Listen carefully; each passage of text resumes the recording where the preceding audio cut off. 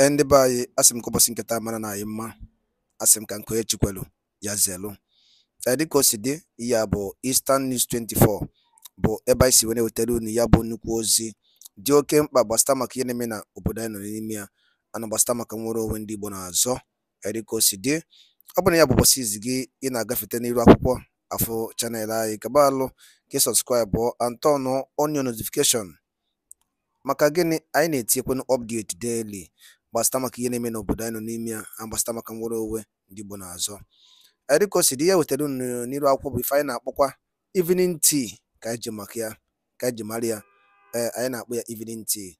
Ife a bụ Biafran Prime Minister in exile were ife were ịgwa ụmụ Igbo.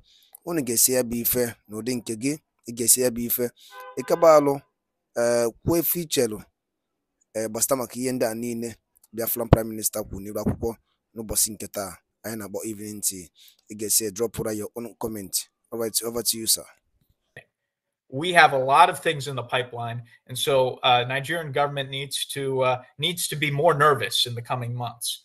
Now, when it comes to the issue of Eritrea, there was a little bit more awareness than the BIAFRA issue. Not a lot more, but a little bit more.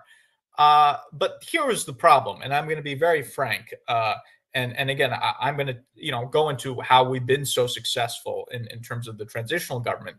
The main issue that the U.S. government has had, or opponents of Isaias Afwerki have had in the U.S. government, is there was always the expectation that the Eritrean opposition, quote unquote, would at some point reach out to the U.S. government and work with them in order to remove Isaias Afwerki.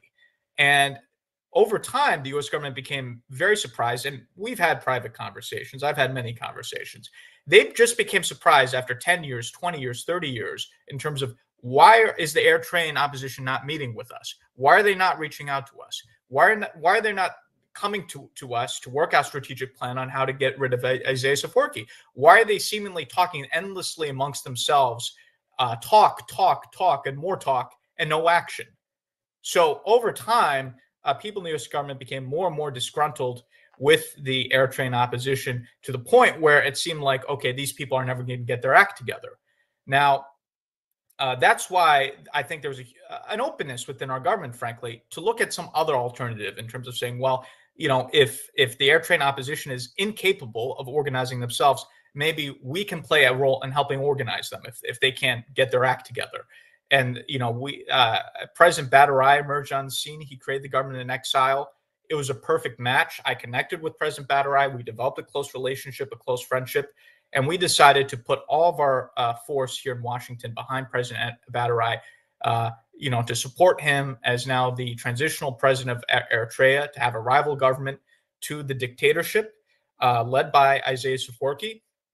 And it's been an enormous success. Now, I understand that this has created a little bit of controversy. Of course, the Isaias Afwerki is freaking out. He's having his government put out press releases attacking us, attacking President Badarai, because they're scared. They've never seen an opposition leader being so effective. Isaias Afwerki has just been used to opposition leaders defeating themselves. So he never had to worry. Now he sees someone who's effective and has the support of the U.S. government, and they're completely losing it. But you also have some people, some of our dear friends in the opposition who are frankly a little bit jealous of President Badarai, a little bit complaining as to why is he the leader? Why are we not the leaders? And why are we, not having an input in electing the government in exile? We should be involved in choosing the president in exile and, this and that. And, my response to that, to those people would be, you have 30 years to get your act together. The U.S. government was waiting for you to come to them, to work with them, to get rid of Isaias Afwerki. You failed to do that. So if you have anyone to blame, you should blame yourselves for not having your act together. If the Eritrean opposition got its act together earlier, I don't think there will be a need for the government in exile, or there would be a need for the U.S. government to be invested in the government in exile. This is being done because the Eritrean opposition has failed the past 30 years. I'm just being very honest about it. And I think people in the opposition need to hear this tough medicine. Enough with the nice talk. They need to hear the truth that they failed. And that's why people in Washington, like myself, that's why people in the U.S. government are getting behind President Badarai. If they're upset about that, they need to get their act together. And we could look at, what we could do with them once they get themselves together. So I just want to put that out there in a very open and honest way. With President Badrai, we've seen the success. It's public. We're not hiding anything. We saw the meeting with Congressman Sherman, which he tweeted about. We saw the meeting with Ambassador Tibor Nagy, former Assistant Secretary for African Affairs under Trump, and former U.S. Ambassador to Ethiopia. He tweeted about it. And this is just a little bit. We've had many other meetings. Congresswoman Betty McCollum, other members of Congress. We've had a lot of momentum, and this is just the beginning. You're going to see more and more support coming from the U.S. government. I think eventually what's going to happen, especially as the Horn of Africa becomes more unstable, is we already have many people in the government who view President Badrai as the legitimate president, not Isaias Afwerki. I think once the Horn of Africa moves towards a conflagration, and we see what's happening with Somalia, Somaliland, Ethiopia, the Horn of Africa is a powder keg waiting to explode. But I think, once we get to that point, we're going to push for a more formal recognition by the U.S. government of President Badarai's government. I think the best analogy would be, in this case, for a period of time under the Trump administration, the U.S. government recognized Juan Guaido as the legitimate leader of Venezuela over the Maduro government. So similarly, I think we're going to move in that direction where at some point the U.S. government's going to more formally proclaim that President Badrai is the legitimate leader of Eritrea and not Isaias Afwerki. And again, if there are people in the Eritrean opposition who are upset about this, they should blame themselves because the U.S. government has been chomping at the bit, eager to work with them, and they've never showed up to Washington, D.C. So again, I would say to members of the opposition, either get in line, get it behind President Badrai because the train is leaving the station. So either support us or stay on the sidelines. What they should not do is try to be bitter about this and make complaints about, why they're not, leading this and why President Badrai is leading this. They should not be doing that. Either they should be supporting us, and a lot of groups are. Tupu anyị aga n'elu igosi na ya bụ ife ndị ọzọ anyị ji maka ya wee bịa maka ife anyị na-eji gosi nkịta ọ nnukwu ife ka ọ bụ ihe Biafran cabinet meeting on international level. Kabaro ki subscribe turn on your notification ebe ese bell aka metu ya aka on so that kila pine miss any of our update diga na otani ro akwụkwọ na Eastern News 24. We can continue going if I nege. Where we put Biafra on the map, enormous success. December 2nd is going to be the redeclaration of the Biafran state. We're going to get, all the support here in Washington for that. Nigeria is going to be toast, if not formally, but then at least de facto.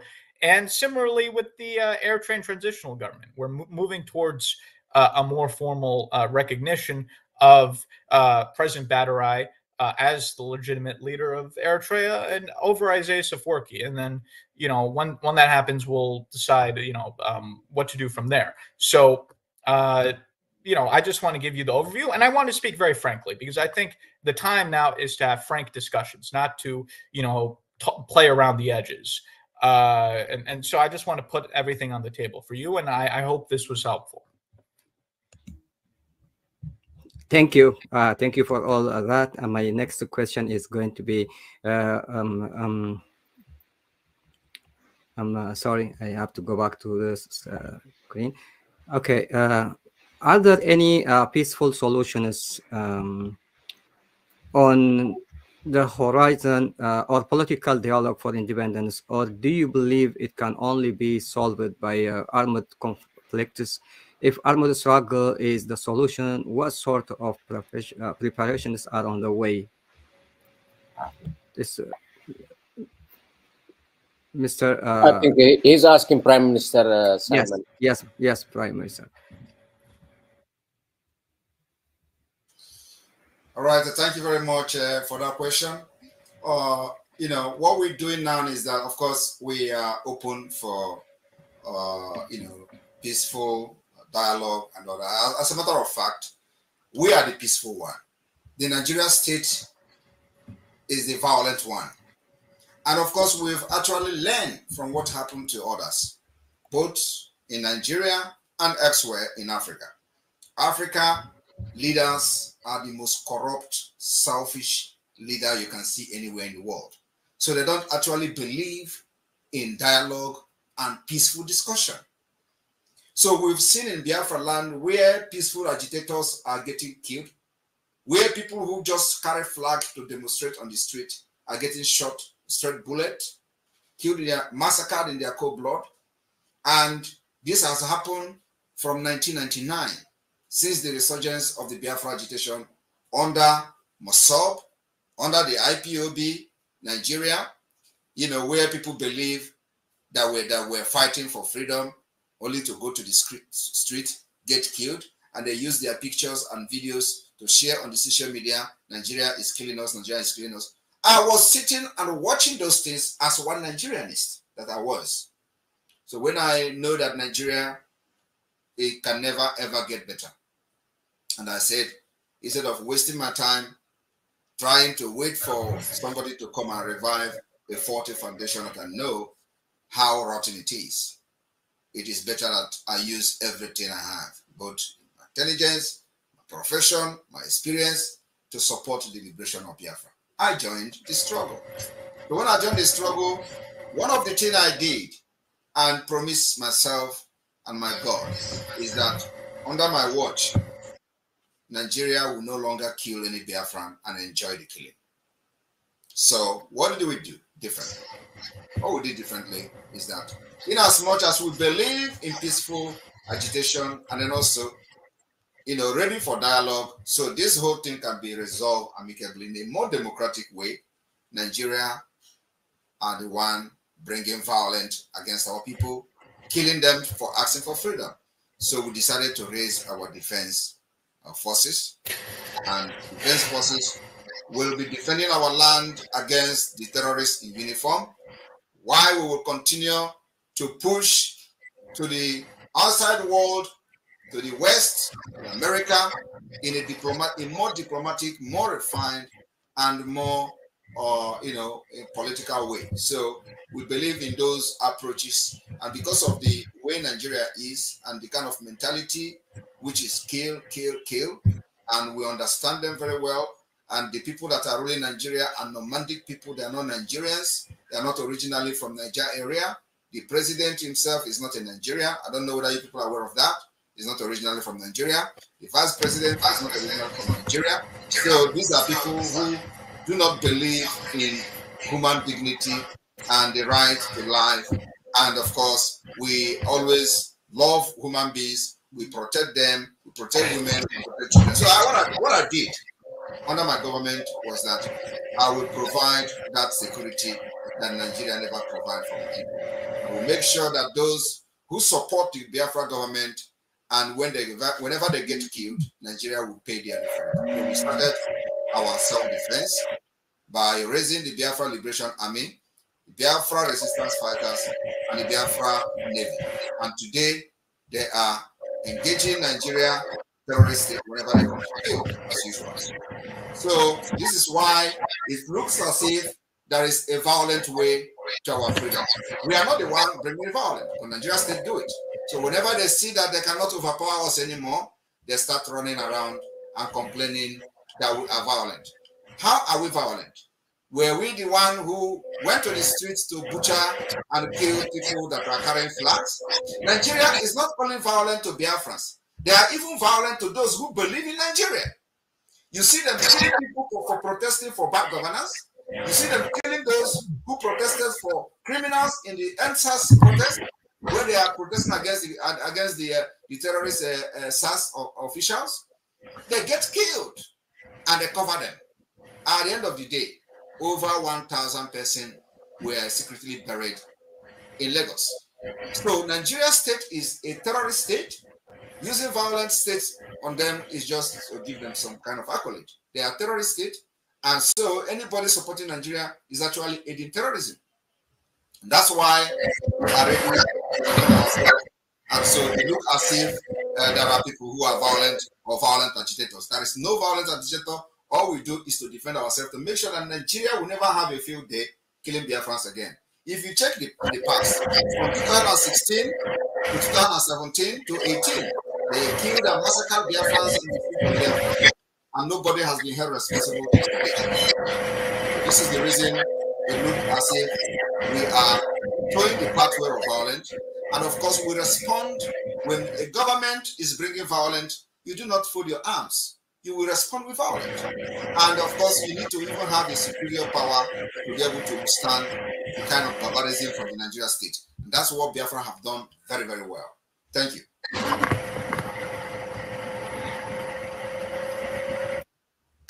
Thank you, Prime Minister, Mr. Simon. And this historical and joint interview, with the Eritrean government in exile is a milestone in our fight for freedom for the two movements: freedom for Biafra from Nigeria, and also for the government of Eritrea in exile, and government of Eritrea in exile, and of Eritrea inside the dictatorial regime in Eritrea. Can you tell us what do you have in common, both these sisterly governments in exile and the struggle for independence and the struggle for free Eritrean people from the tyrant administration in Asmara? Thank you, Mr. KHA. And again, thank you, Prime Minister Simon. And I would like also to commend Mr. Elias being straightforward in this 21st century. Right. We don't have anything to hide. When you're fighting for freedom, there is nothing to hide. Yes, everything on the table, Mr. President. Pardon me? Everything on the table. Yes, it should be on the table. Only a tyrant will have something to hide, but we have to be upfront because we're fighting for freedom. So we shouldn't have anything to be worried about by telling it like it is. On that previous question you gave to the Prime Minister, Simon, if there is a peaceful political dialogue, but with this dictatorship and the tyrants, the oppressors, they don't have any vocabulary that says peace. In our case, it looked like it's too late. It became to the point of no return. I don't think they would listen to that aspect. If there is a way, even today, after all this damage that has happened in my nation, Eritrea, if there is anything to be dialogue, if there is a peaceful way to exit, in order to reach or achieve our freedom, we want to do it with the minimum damage. We don't want any further bloodshed. We don't want to create a humongous military in order to battle the existing military. For God's sake, those military that are inside Eritrea is the people's military. They are not a private military. They belong to the nation. If I would remind each and every one of you, as you graduated from Sawa, you have a pledge you gave. And that says, yes, as a military, I will protect my nation and my people from external and internal enemies. Repeat it, from external and internal enemies. So, I still want to remind you, the biggest enemy is the internal one that is looming and causing all this harm among each of us. As we know, he lives in our differences. So we have to minimize our differences in order to know and identify and target the enemy. Coming back to your question though, what do we have in common? Well, injustice in one place is injustice everywhere. If we are claiming we've been unjustly treated, the same goes for the BIAFRA people. By the same token, something that we have in common also, the BIAFRAs are also indigenous people. So do we have 4 different indigenous people in Eritrea? That has been recognized through the United Nations. I think they deserve their freedom, their human right intact. I think they should be treated even well known throughout the world. Because of that indigenous movement for all of us, I think we have a big thing in common. Again, even coming as a pro-West for democracy, we both governments are working to restore democracy. And I think this is the biggest binding point we have in order to work together. The minute we met through the Office of Moral Strategies, we decided, yes, in order to elevate each other, yes, we can work together. Yes, our causes are just. Yes, our causes are righteous for our people. Therefore, yes, there is a lot in common for us to work. And I think it is not about if, but when. Yes, we will prevail, and our people, both sides, should be free. With that, I will yield my platform to you, Mr. KJ.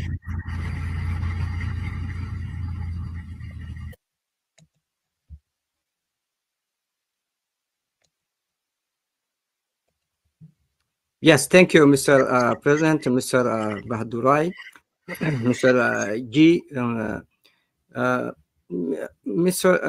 Mr. Elias, can you give us looking forward and in the future what we can be achieved or expected from the modern strategies incorporation for these two governments? Ndị be anyị daalụ nenu nke ukwuu ka unu si wee gbaa mbọ wee na-esore n'ife anyị na-eme n'ime akwụkwọ dị iche iche. Ọ bụ ife m chọrọ ikwu bifo ma alapụ unu ka unu tinye alụ nke unu ife uche n'iru akwụkwọ gbasịta maka ya bụ ife dịka o si ada na dịka o si akpọtụ n'iru akwụkwọ. Ọ biko wa ajụ m chọrọ ịjụ, biko ndị Igbo ọma na-ege ntị saanụ ya bụ ajụjụ. Ọ ga-edugokwu n'oge anyị akpọ n'ụwa anyị meeting nke ịbụọ jụọ ụwa anyị nwanne anyị nwoke anọ n'ụlọ nke mkpọrọ ebe a ka ọ ya anọzi.